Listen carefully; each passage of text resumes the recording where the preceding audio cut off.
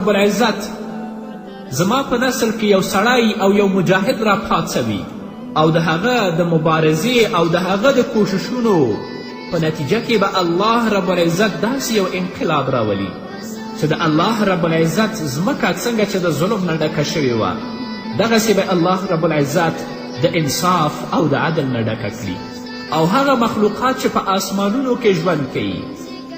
هغوی به هم د دې مجاهد نه راضي وي او هغه مخلوقات چې په ځمکه کې ژوند کوي هغوی به هم د دې مجاهد او د دې مهدي نه راضي وي او د الله رب العزت برکات به هم په ځمکه باندې راښکاره شي هغه برکات د الله رب العزت دا دي چې کم شی څوک په ځمکه کې کري ځمکه به یې ځان ته نه ذخیره کوي هغه به راښکاره کوي شنه کوي به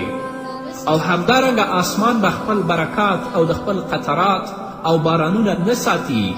هغه به هم الله رب العزت د ضرورت مطابق راوروي او دا مجاهد بنده به 7 کاله د راوي شک ده یا 8 کاله یا 9 کاله ژوندی وي او ټوله ځمکه به د عدل او د انصاف نه ډکه کړي زموږ محدثینو د دې حدیث په تشریح کې لیکلي دي او تقریبا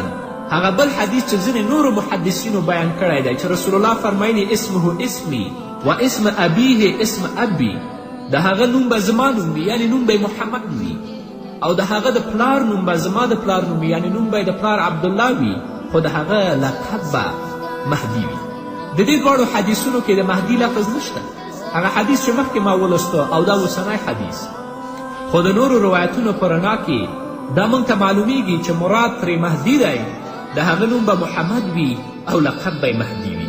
په دې حدیث کې د حضرت مهدي زمانه 7 کاله یا 8 کاله یا 9 کاله بیان شوې ده خو د حضرت ابو سعید خدري رضی الله تعالی عنه په یو بل روایت کې چې هغه ابو داود روایت کړی